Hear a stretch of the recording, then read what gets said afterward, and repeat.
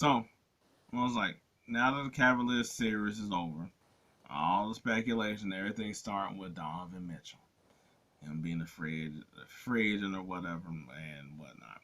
Now, I was like, I think he's just an outright free agent, or maybe that's. I was like, yeah. I was like, yeah, I think he is this year, um, but he can also probably do the little thing where you sign and then you get traded or whatever like that. Um, or maybe just waltz. Either way, um, I was like, apparently, a lot of people about to, I guess, get ready to pony up the money and trades to kind of get him. And I think Donovan Mitchell's a really weird. I think he's a really weird player in the NBA, and by that I mean he like coming onto the scene from being drafted. We didn't. Nobody thought that he was gonna have this type of offense. He was actually there like a defensive player. I remember the Hornets was like looking at him and stuff like that, and I was like I remember at the time that I was like he's not tall but he's long, and I was like okay cool with the team that they had at the time. I think it was Kemba at the point guard at the time. Um, but I was like, of course, didn't do it. But I was like, when then he goes to Utah and he's just a scoring crazy machine. And we all remember him in the bubble, and then but also he had always had great games in the playoffs. I was like, hell, he was keeping Utah locked. You go back and look at that team, and it was kind of like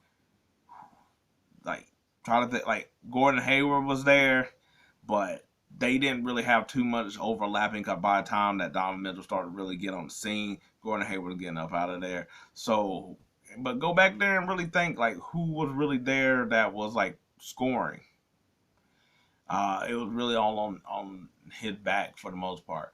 Um, yeah. So then coming to Cleveland, and him and the Darius Garland thing, and I don't think it's really done worked out, even though they've always been pretty much top four seed in the East and stuff like that.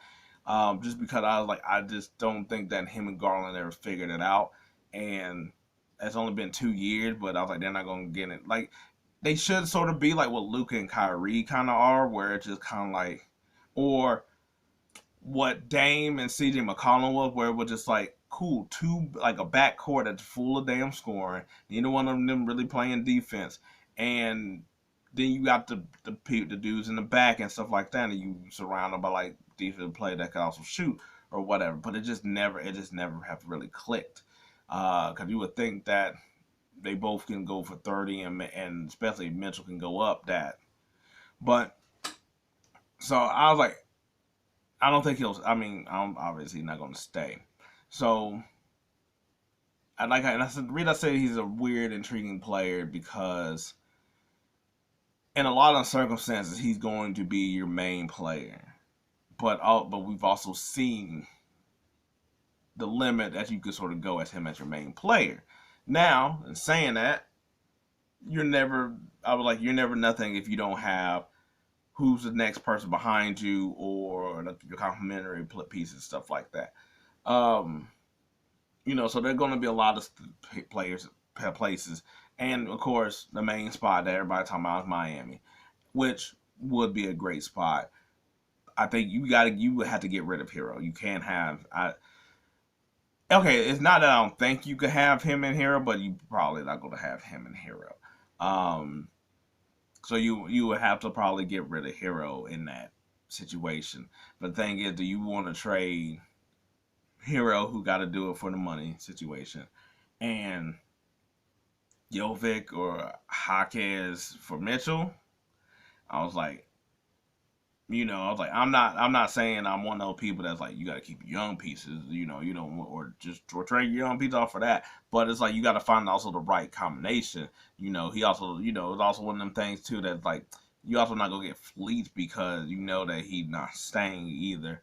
Um, and, as much as we sort of give like, Hero, cause it's like, you sort of know what he is. Uh, I think he's a better complement to Garland though, where Garland can be where like Hero's going to take a lot of shots, but he's not going to hog the ball in the same type of way that Mitchell is. Mitchell needs the ball to do all the movement creation, whereas like Hero doesn't necessarily need that. Hawkhead, I was like, that'll be the three that they sort of need, where he can shoot. I was like, he can score. I was like, instead of being like trying to figure out the plug and play, even though Strus has been, I was like, Strus has been fine there as well too. Um, he also worked with the bigs they sort of got. Um, but in Miami, I was like, if they see the thing is, you don't know if they keep Jimmy Butler. If you keep Jimmy Butler, then it makes all the sense because you got Donovan Mitchell, who pretty much is going to be there for most of the season, so you don't have to worry about when Butler decides to miss games. Bam's there. I was like, they play defense all around you. Um, they just need that high octane offense, and it's like, yes, Jimmy can do that, but Jimmy trying to do it all the time by himself at a high clip. Even though Bam is have like increased himself even more this year. But you also got somebody back there that that you also got somebody where like Mitchell, if he gets beat, there's also defensive players there. He doesn't have to, like Butler's always going to take the hard assignment. Butler is a pseudo point guard, so you ain't got to deal with the mismatches that Mitchell might create because he's short and he's sort of at the two, at the one, depending on who they have to give up and stuff like that. But if they see they lose Butler, then I was like, I guess you could still do it because Mitchell and Bam are around the same age. Uh, but do you want to do that and giving away a superstar player like Jimmy Butler along with where it's like those three together in the East? It's a lot better than if you just had the two and then trying to figure that out. Um, I was like, I wouldn't mind. I was like,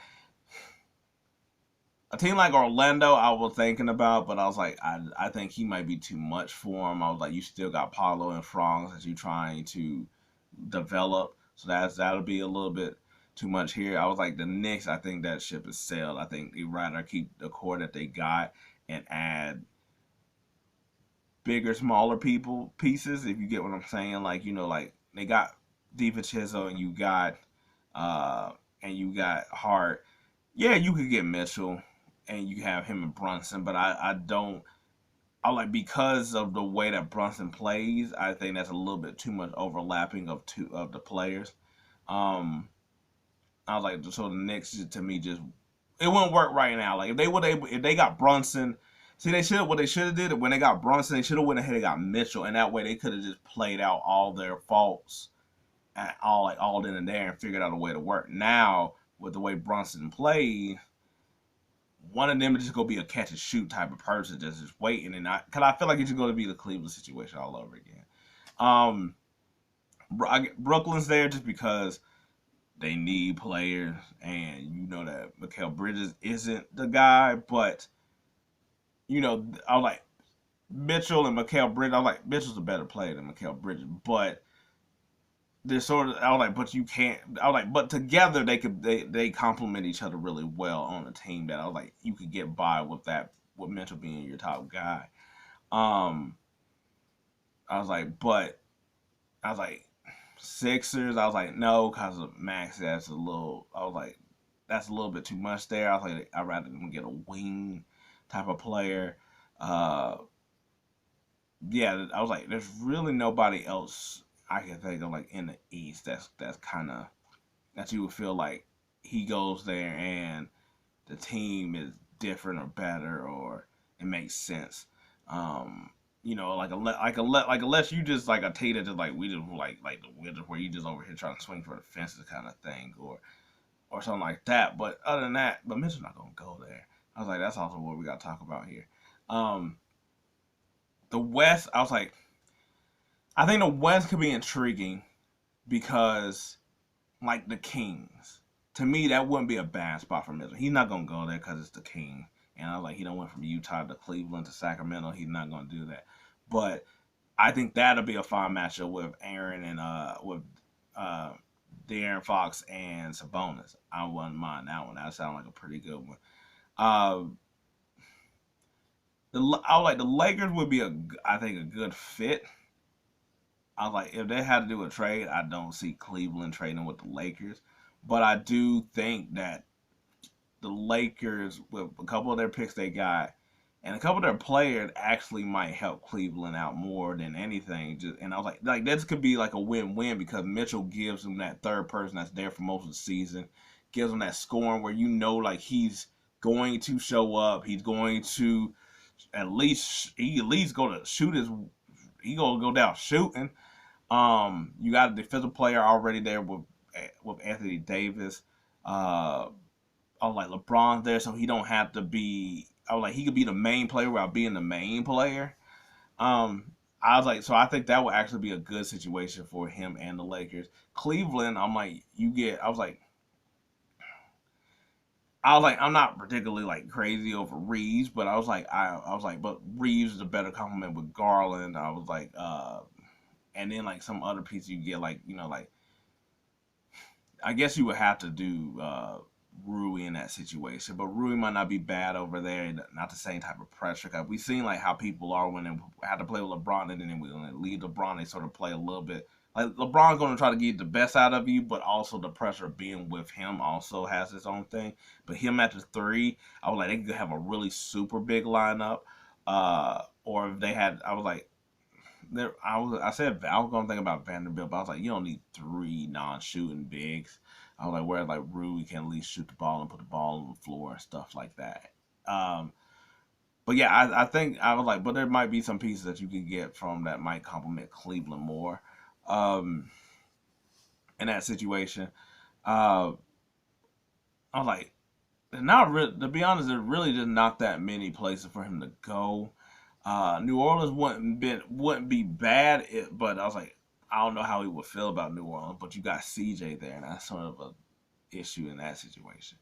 I don't think there's really that many places that he can go, to be honest, or that he will want to go that also improves anything at all. Um, I was like, but I was like, I think the Heat would be the top, but I was like, we see how people kind of are with the Heat. The Lakers wouldn't be bad, but I was like, would you also do that after you just try to do the whole 3-star thing with Westbrook, even though not the same player, but that still got a bad taste in your mouth? Nets might probably be the best bet, to be honest, at this point in this juncture. I was like, the only team I could think of that could be crazy is the Clippers. That's the only team I could think of. They lose Paul George, James Harden, goes elsewhere, or then they don't get the money that he wants. Kawhi's hurt. I was like, that could be sort of his team at that point. And I was like, they're willing to spend money, and I was like, that's a big key factor. And all that they do have, I was like, they got a lot of pieces they could give Cleveland. Powell, Coffee, uh, I was like, hot bones. Like they got players to give Cleveland that like Cleveland could almost do like how Philly did, where Philly got a lot of look at the people that Philly got to fill up that roster, and I was able to just help them do enough, But I was like, but except for that Cleveland, that's what they need more importantly is the rest of people around Garland and Mobley.